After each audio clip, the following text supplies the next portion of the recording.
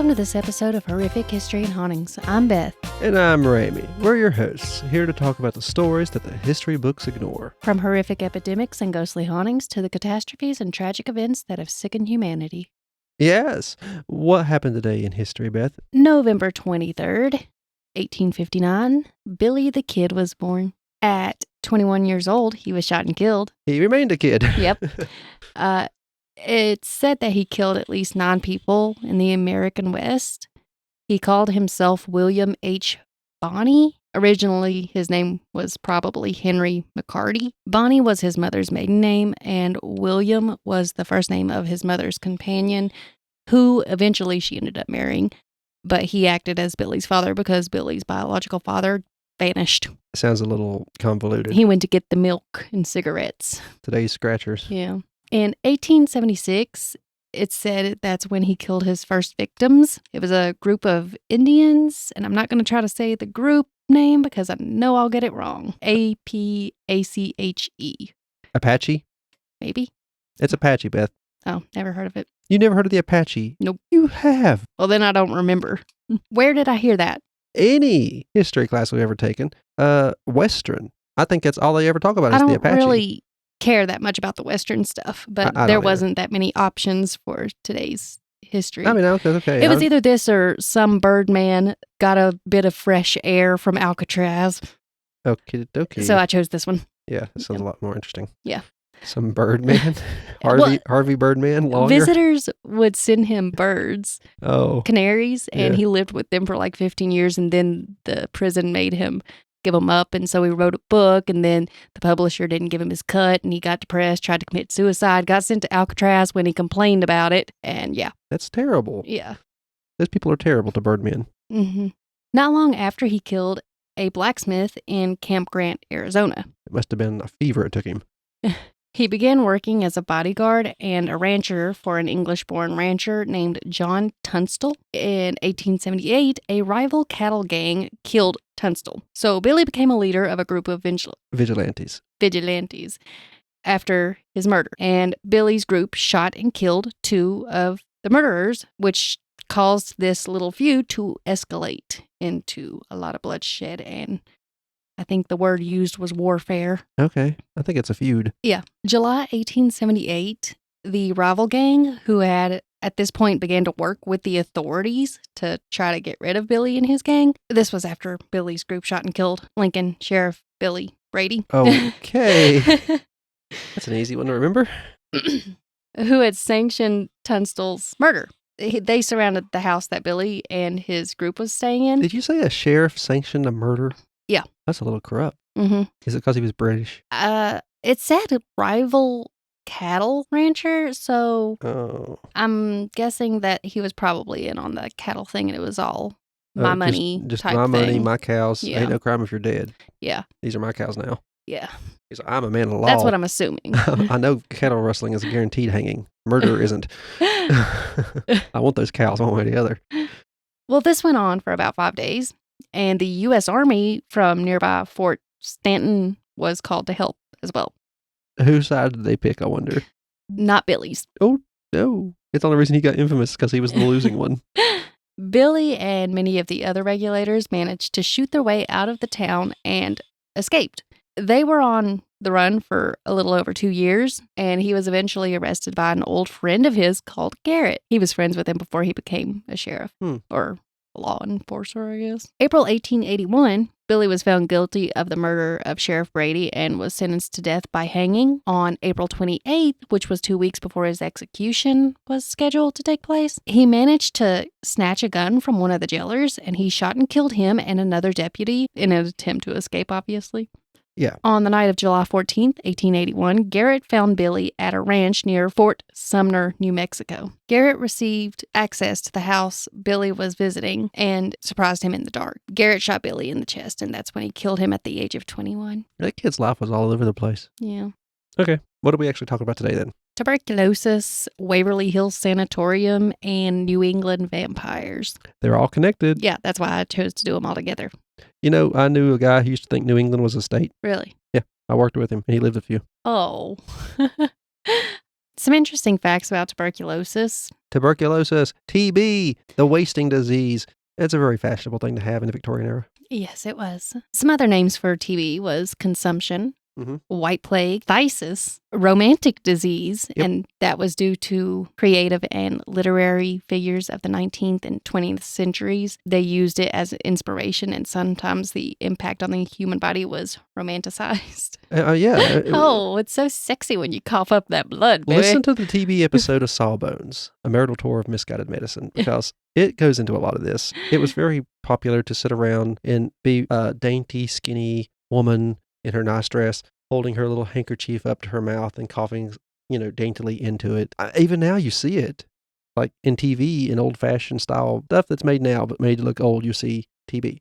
Penny Dreadful, TB's a thing in it. Red Dead Redemption 2, TB, big deal in the game. As you said, it's been around for a long time, a very long time. It may have been the first illness recognized by humans. Yeah, and you get real pale and cough up blood. Yeah.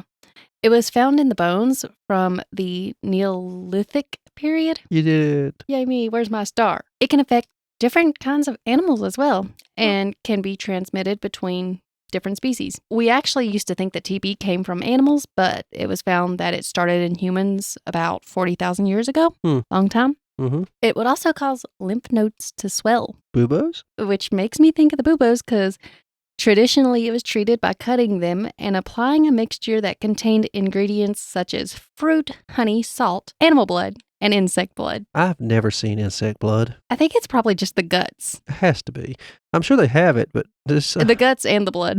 Because how are you going to know? I bet it cost a premium to get insect blood back then. Imagine all the roaches they used. That was abundant. Ew. Oh, it's probably rat blood too. Consumption is also mentioned in the Old Testament in the Bible. You want to hear their treatment, their recommendation? Pray? Well, yeah. It's suggested to stay close to God or avoid straying from God. In general, just be a pious, saintly character and you won't get sick ever. Yeah. Or if you do get it, you strayed from God because you had an impure dream or something. Yeah. Yeah. You dreamed Carol next door's grass grew a little bit higher than yours for a change. Yeah. During the Inquisition, when many people had tuberculosis and about the time pagans were being targeted and murdered, they thought it was punishment for being evil and straying from God. So only the pagans got it, apparently. Yeah. They believed a demon dog infected them and was eating their lungs. Uh-huh. And coughing up blood was believed to be when the dog barked and meant that it was getting closer to killing that person. Terrible. Yeah. It is a terrifying thing to think of when not knowing any different back then. Yeah. It was also in England and France. It was believed that if you were touched by royalty, that you would be cured. The stethoscope was created to assist in treating those with tuberculosis by Renee Lennox. That's a nice name. Yeah. Now we're going to slide over to Waverly Hills Sanatorium because that was originally what I was going to do. Not actually a sanatorium. I don't know why they called it that, but it's a TB ward. Mm-hmm. But that's what originally I was going to do, and then it was kind of short, and I was like, you know what? We talk about tuberculosis all the time. Why not just go a little more into tuberculosis itself as well? Waverly Hills Sanatorium, located in Louisville, Kentucky. In the 1900s, it had the highest tuberculosis death rate in the United States. Oh? Louisville, Kentucky did. I mean, yeah, the whole place is full of TB patients.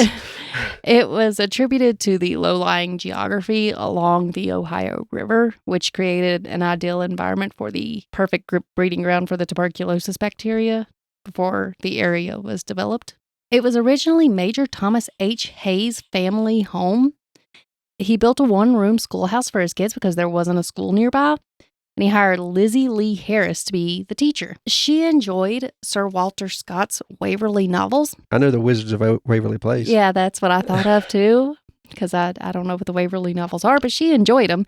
So she asked to name the school Waverly School, and he agreed and liked the name so much that he named the entire property Waverly Hill. It's like naming your gamer tag after an anime character or something. Oh, I see. I would do that when it comes to Inuyasha. In 1910, to combat the widespread disease, a 2-story wooden hospital was established on one of the highest hills in southern Jefferson County. This was Waverly Hill. It only had 40 beds at the time, but it was soon realized that this was way too small because it was, as I said, the highest rate of tuberculosis in the United States was there. Mm-hmm. So they needed much bigger hospital. They were already housing over 130 cases of tuberculosis at that point, so officials realized they needed a larger facility in Louisville and began to raise money in an effort to finance the construction. In 1924, a donation of land and $11 million was used to start construction for the new hospital. In 1926, Waverly Hills was opened, and it was considered the most advanced tuberculosis hospital in the country. Still, they knew nothing. Nothing whatsoever. Yeah. But apparently it was a nice place to die. Yeah. It was the best place for patients hoping to survive tuberculosis. Like I said, most of them still died. The crematoriums worked overtime. Yeah. Actually, I don't think they had a crematorium. We'll go into what they had. It's not as nice as a crematorium. Oh. It was believed that the most effective cure for tuberculosis was a nutritious diet, plenty of rest, and exposure to plenty of fresh air. I always remember the air part. Yeah. The records have been lost, but it's estimated that tens of thousands died at Waverly Hospital during the peak of tuberculosis. The most successful cure. Reports suggest a rate of at least one patient dying per hour. So they had to be falling in there like crazy to keep the place packed. Yeah. Doctors and nurses dedicated their lives volunteering to find a cure for this disease, and many of them actually lived and eventually passed away alongside the patients at Waverly Hills. Yeah, because they got tuberculosis. Yeah.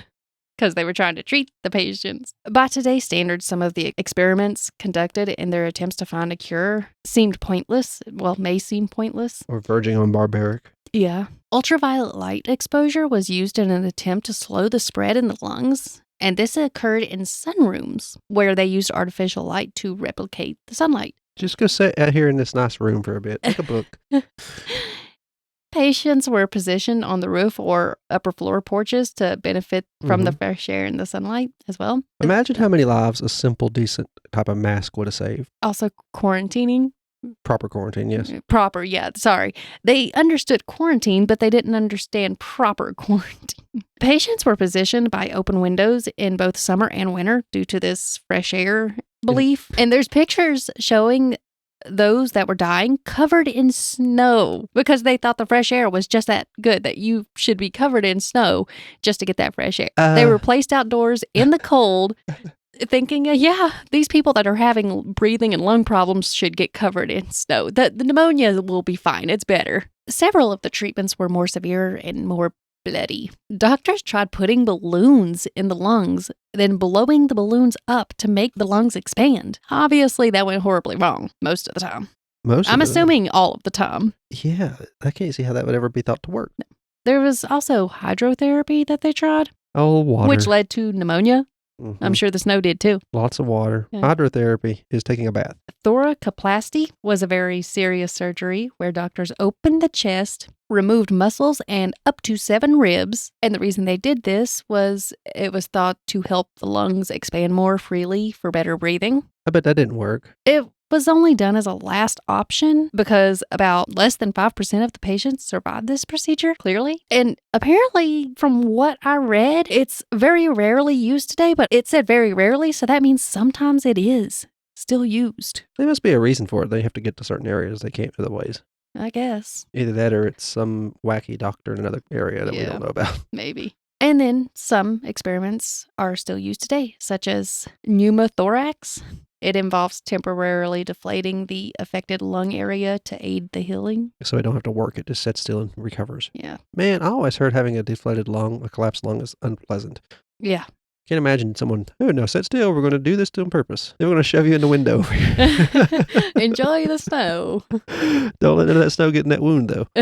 A lot of the times, whole families would reside at Waverly Hills. While some recovered, others had to leave the hospital through the body chute, which was a tunnel connecting the hospital to the railroad tracks at the base of the hill. It featured a mechanical rail and cable system with the deceased placed and lowered on one side of the tunnel. There were steps to go up and down on the other side. Now that you mention it, I have heard of this. Yeah.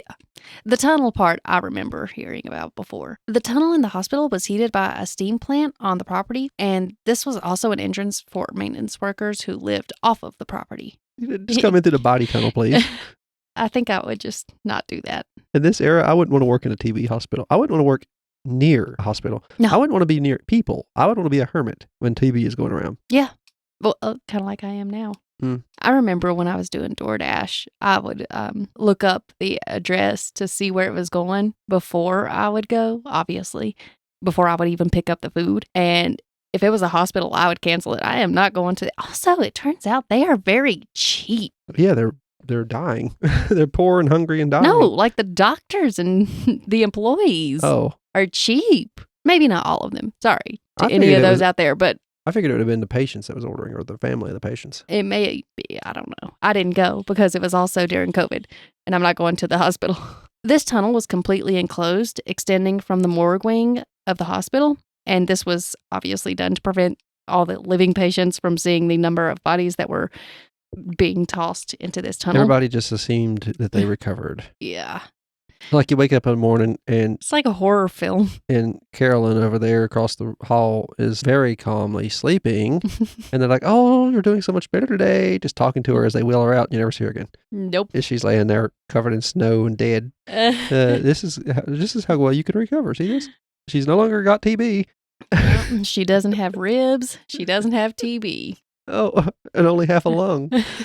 In the late 1930s, due to the procedures and experiments conducted at Waverly Hills and other hospitals around the United States, tuberculosis cases began to decline. But it wasn't until 1943 when a young graduate student at Rutgers University, Albert Schwartz, discovered streptomycin, I think is how that's pronounced. This was the groundbreaking medicine that would combat the disease. And by the mid-1950s, the antibiotic led to the significant reduction of tuberculosis cases, almost completely getting rid of it, almost. In 1961, Waverly Hills Sanatorium shut down as it was pretty much no longer needed. In 1962, the structures reopened under the name Woodhaven Geriatrics Sanatorium, and geriatrics is pretty much an old folks home, I believe. Yeah. It was there to help elderly people. Yes, relieve them of their ribs. Over the years, there have been numerous stories of patient mistreatment and unusual experiments while it was Woodhaven Geriatric Sanatorium. The old folk. They just never changed the staff, and all those wacky doctor experimenters were still there. Yeah. Some of these stories have been debunked, but unfortunately some have involved things like electroshock therapy. That always makes your lungs better. Or the your elderly old people. Yeah, your old people better. Yeah. The dementia, the Alzheimer's. In the 1960s and 1970s, due to budget cuts for these types of facilities, it says mental institutions nationwide face documented cases of horrific conditions and treatments, which is true. But they did some mental health care, but it wasn't really what it was for.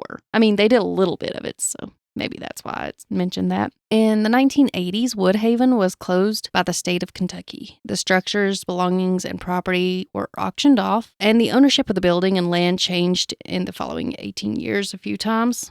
The property's second owner wanted to completely demolish all of the structures to build the world's largest Jesus statue. Oh. He succeeded in demolishing everything except for the main hospital, which was spared due to its listing on the National Historic Register. Since he was unable to legally demolish it, he attempted to get the building condemned by orchestrating vandalism. Good Lord. He had these vandals come in and damage pretty much everything: windows, sinks, toilets. They sprayed graffiti on the walls. Of course. And then, when that didn't work, he dug around the foundation for up to 30 feet deep, trying to get the foundation to crack, which did not work. Apparently, the foundation was great for this place. It didn't work. By the spirits of all the dead, sad people.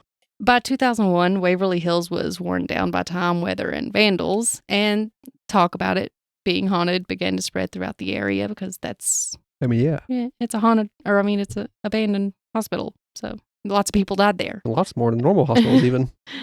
They also believe that satanic rituals was taking place inside of it. Satanic panic. Because that's the thing. It's all the rage to claim a Satanist is behind it all. Yeah. And stories circulated about a young girl playing hide and seek with intruders and running around the third floor. People have shared their stories and encounters, such as a young boy playing with a leather ball, rooms lighting up even though there's no electricity to the building, doors slamming, disembodied voices, a hearse delivering coffins. That's weird, considering they were just picking up bodies before. And a woman rushing from the front door with bleeding wrists. Some of the sources said she was also in chains while screaming for help. That makes no sense to me. No.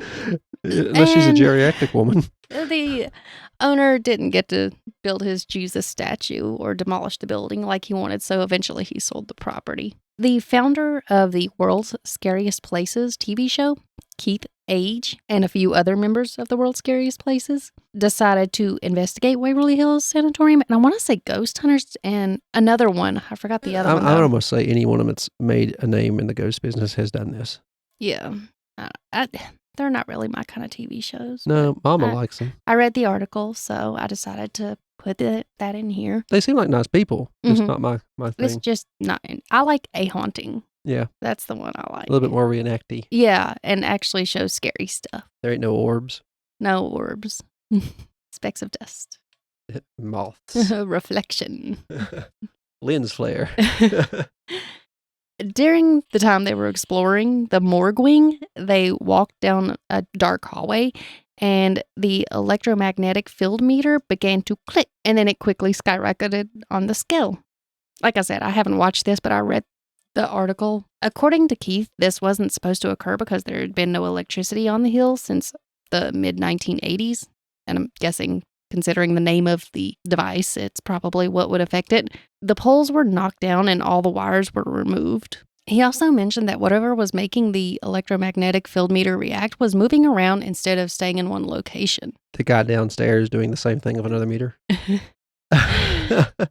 They traced the signal to a compact room containing a box with light bulb sockets in the center of the room. What? The meter maxed out, producing an audible noise, which they claim to have never heard from this device, that resembled glass breaking. The needle remained frozen at the highest position, and according to Keith, the squealing ceased, and the device began to warm up in his hand, and eventually it became so hot that the solder on the circuit board melted and began dripping out of the meter. So he had a shorty product, and what if it ended at a chair or ended at a toilet? This is when it started acting up to the point where it couldn't go any farther. This is a really upset ghost. What's up with the light things? I don't know what could have caused any of this. I don't know. I would assume it was faulty equipment because I'm a skeptical person, Yeah. but who knows? Well, they went to get another one, and they still had things because this one obviously was melting. So they went to get another one. They went back out and came back, and the other one, though it didn't melt, it was also Okay, well that's more unusual. As a matter of Making fact, I wouldn't some stay in that noise. room. no. I would have had a Geiger counter. I said something's not right here. Is this where they done the uranium therapy? Oh. You know, so I had to have tried it. Oh. He removed the battery to prevent further damage, and that's when they felt the room getting colder. How dare you turn off their screechy thing? They said it was during the summer and that the temperature outside was 80 degrees. And though this room had very little light and was made of concrete, so it would be cooler than outside, they claimed it was much colder than it should have been. Braver than I would be. It turns out that this room was the electroshock therapy room. Oh, so it's residual energy. You know, the lingering electricity. It explains why there's light bulbs in the middle. Because didn't they use light bulbs to show how much voltage, I guess you would say, is? I don't Being think put so. I don't through? know anything about electroshock. I don't know anything about how it was done. I know what it is, but I could be wrong. I want to say I've seen that, though. it might have just been for Well, not movies. seen it, but... It might be a good show for movies. He also said they began to hear scratching and scraping sounds later on in a hallway. I don't know if it's the same hallway, but a hallway. But this was also about the time that they disturbed a bunch of bats, so maybe that was what they were hearing. Rabies. Yeah. They then went into a room with a big metal door. And this is the part as to they didn't have a crematorium or a cemetery. And it's fun. I find this part to be the interesting part of this. The room had 8 poles extending from the floor to the ceiling, and it had a drain on the floor. Yeah. This was the draining room. During the time of tuberculosis and the many swift deaths needing the bodies to be removed quickly to make space for the new victims, Jefferson County didn't want the infected bodies being sent down the hill, obviously, to the not so infected people. Yeah. So these bodies were sent to the draining room. Like I said, they didn't have a cemetery to bury these people. So they were hung from the poles and then cut from sternum to groin to drain the bodily fluids. Like cattle. Uh-huh. And then these bodies were lowered onto a gurney and then transported down the body chute. Huh. That's bizarre to even do that. Mm-hmm. During the 1930s, due to the decline of tuberculosis, this room was transitioned into a smokehouse for curing on-site raised and slaughtered meat. I wonder if they washed it down. I hope so. I wouldn't have turned it into that, but I hope they at least sanitized it. Yeah. When they were exploring the cafeteria, they heard footsteps and a door closing. They also said they smelled freshly baked bread. Mm. And they searched but found no explanation for these occurrences. In 1928, on the in 1928, on the 5th floor in room 502, a 29-year-old nurse was found dead. She took her own life by hanging herself due to her depression. It was said that she was pregnant and was not married as well. Oh, she decided to do it at work. Yeah, do it on the clock. Why don't you just wait to catch TB? In the middle of the day. In 1932, another nurse who worked in room 502 jumped off the roof balcony. I have TB. She died after hitting the ground several stories below, obviously. You don't say. The reason for her action is unknown. I have TB. But some people say that, especially if they're pregnant, I don't know why a pregnant person would be in this building, but no better. Apparently they say that they feel the urge or like they're getting pushed towards the area that she jumped, the balcony. I wouldn't go up there. I mean, it just don't seem like a smart decision. When Keith and the other members went into room 502, the EMF meter reacted to something. The temperature also went from 86 degrees to 98. Well, that's my least favorite room. They said that it continued to rise to the point that they had to leave the room. Huh. And then the owner was with them at this time. The owner of the building, he decided to go in the room to see what was going on. And then the temperature just dropped to 68 degrees. And they searched the room but found nothing to explain why this happened. Oh, that's a weird one. Usually temperatures rise. I can see you. And when it was rising, well, I gotta go. Yeah, I wouldn't be heading down in there. I can't stand the heat. As soon as it started to drop to the 60s is when I would be leaving. If it was hot, I'd be fine. More about tuberculosis. March 24th, 1882, Dr. Robert Dr. Robert Koch found the bacteria that caused tuberculosis. And at this time, TB was taking the lives of 1 in every 7 people in the United States and Europe. His finding was obviously very crucial in the effort to control and eliminate tuberculosis. Joanne Schonelin first used the term tuberculosis in 1834. Mycobacterium tuberculosis may have existed for around 3 million years.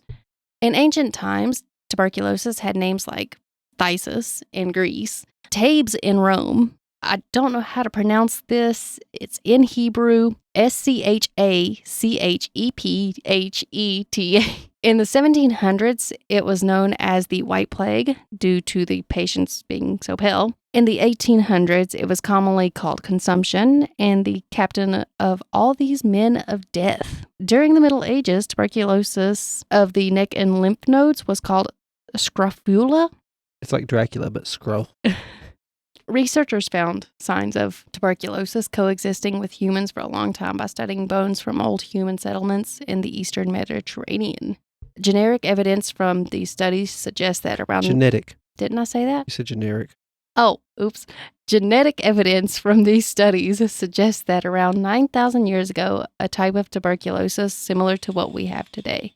They found it preserved in bodies of ancient Egyptians. It's a major cause of death in Europe. It was, not it is, especially among young adults that were 18 to 35. It led to gradual decline marked by weight loss, pale skin, sunken yet bright eyes. In the 1800s, tuberculosis treatments included cod liver oil, vinegar massages, inhaling hemlock or turpentine, drinking dog fat and garlic, inhaling smoke from burning cow poop, exercising the chest muscles by forcing yourself to vomit. Ludicrous. Obviously, we've mentioned the fresh air many times. And eventually quarantining, which they did not fully understand how to properly do that. A smart bunch. Yeah. Well, I mean, they did the best they could of what they had. Yeah. Lots of poop. Yeah. Depending on the stage of the disease, other treatments included things like regular bloodletting, giving expectorants, and purgatives. What's an expectorant? They make you poop and Laxatives. Vomit and laxatives. Yeah. Maintaining a healthy diet. I'd like that one, please. Exercise like horseback riding, which I didn't know that was an exercise. The horses are front. Yeah, I'm the TB horse. I'm the one everybody goes to give their TB treatment for today. Oh, I wonder if horses can get it because cows can. Well, I'm not sure the horses can. Equine. Oh, that's so sad. And in the final stages, when you're pretty much you're a goner, there's no hope for you, they gave them opiates. It made everything better. Yeah.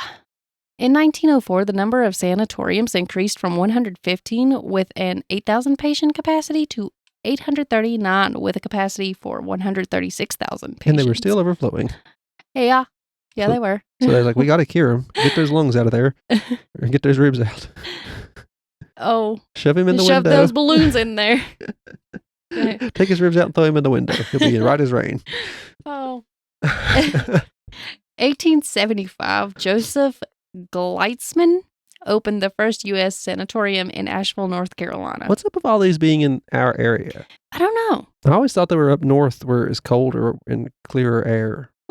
I feel like it was a little bit everywhere, but yeah, we had the highest.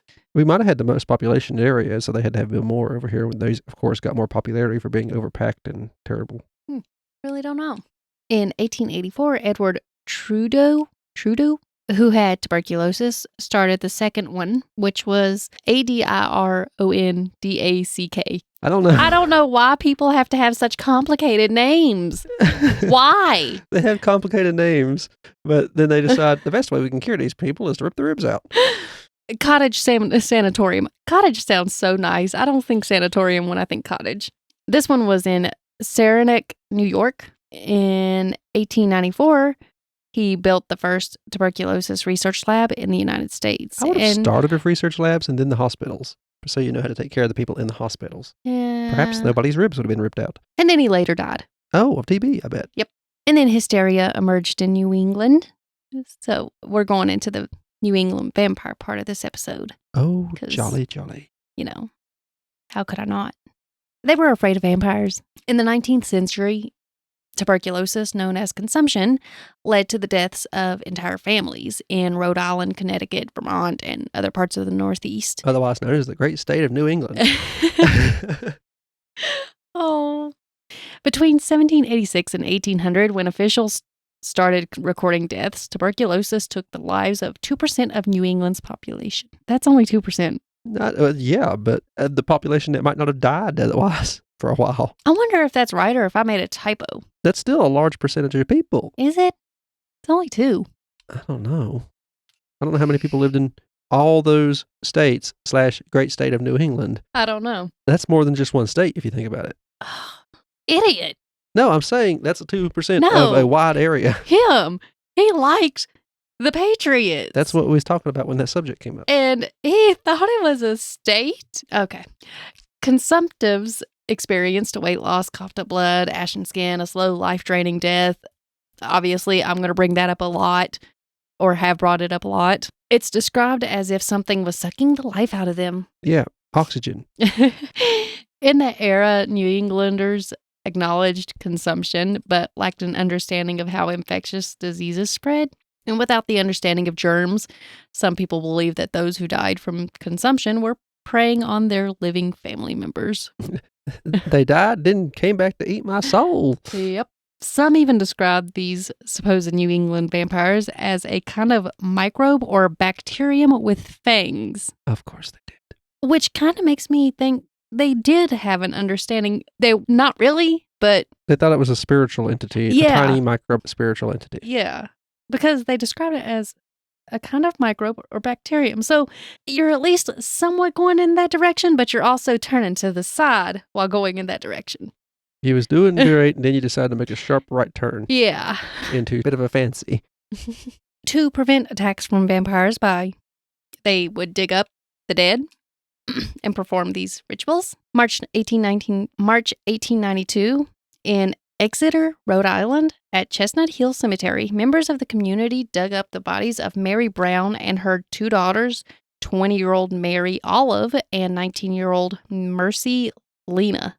Nice names. Yes. After Mercy Lena died and his son Edwin got sick, George, Mary's husband, wanted to save his only family, so he let the townspeople dig up his wife and daughters.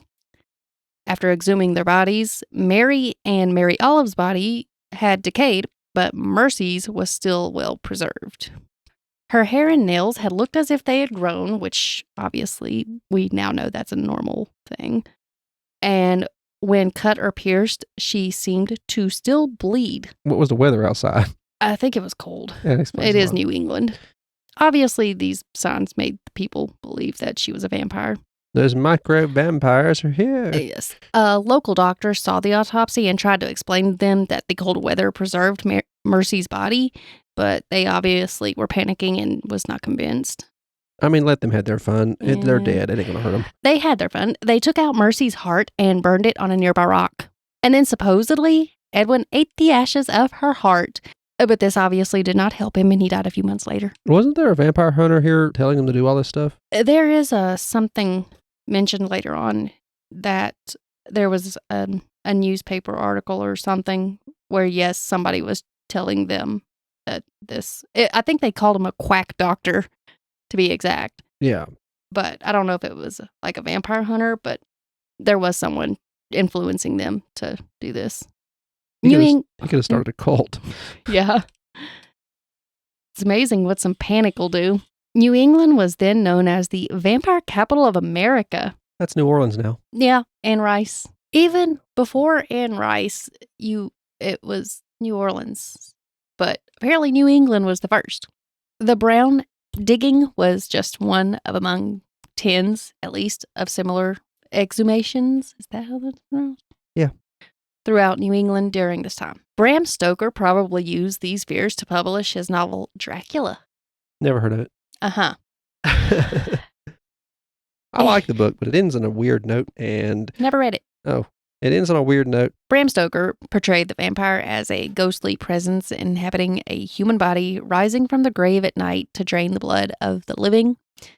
The New England vampires were less mythical but equally frightening to those who believed that they were the problem. They certainly didn't sparkle. No, they did not. They were pale. They did not sparkle. New England vampires were described as a corpse that seemed incompletely decomposed with fresh blood in its heart or vital organs. And when it says fresh, it means still liquid. Because it really isn't fresh at all. Yeah. People thought the spiritual link some suspected vampires had with living relatives let them reach their victims without leaving their graves. You become a social recluse. Oh. People in New England likely learned to dig up the dead to stop vampires from healers who traveled from Eastern Europe and Germany in 1784. Danger.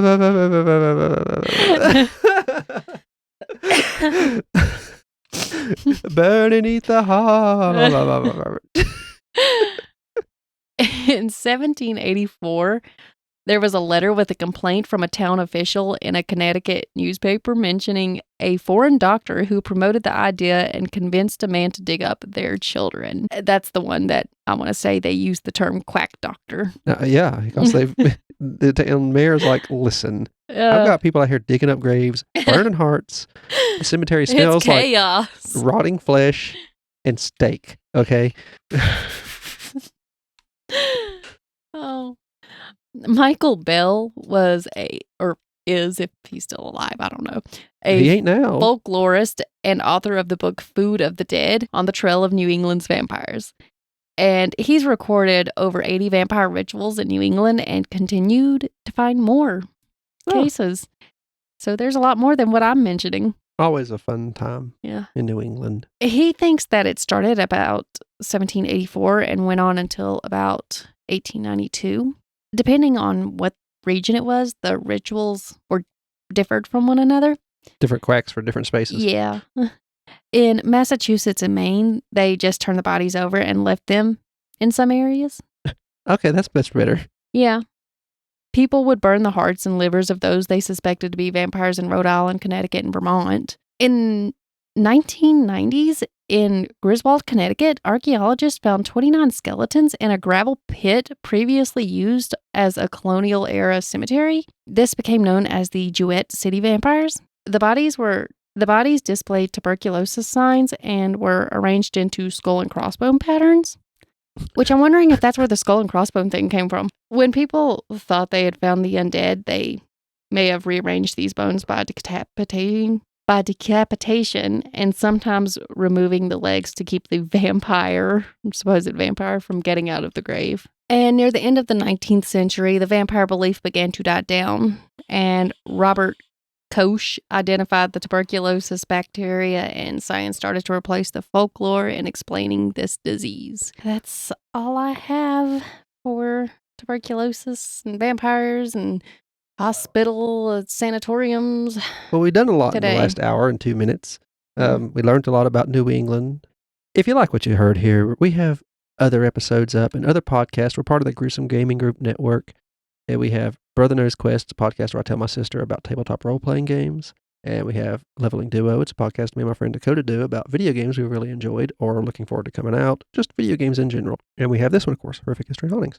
In the description below, there will be a Linktree link. In that link, we'll have all of our other social accounts. You could follow us, comment, tell us something you might want to hear about. The first link you come to in this Linktree will be our website link. It'll take you to all our other podcasts. You can subscribe. If you want to donate, there's an option to do it there. Don't feel compelled to. If we do, we'll appreciate it, and we'll shout you out if you want us to. Let us know when you do make the donation. We have a YouTube now. Do some streaming on it occasionally. We have Twitch that isn't getting much attention right now because the audio is always messing up on us. If there is any streaming on Twitch, it will be Beth streaming Sims. They will be on YouTube later, but only as on-demand videos. Like and subscribe. Leave a review if your podcast app lets you. Like I said, all of our stuff is also on YouTube. You can do that there. Leave a comment. Contact us through any of the social links you want to. There's an email specifically for contacting Beth for this podcast in the link tree. Follow the Twitter for any updates. We are trying to keep on schedule, but if something shows up and we can't, it will show up there. So far, we've only missed one episode through the 24 months we've done all this. And it hasn't even been this show. It's been another one. We're doing pretty good. Beth, thank you again, and thank you for listening. I've been Ramey. And I'm Beth. Goodbye.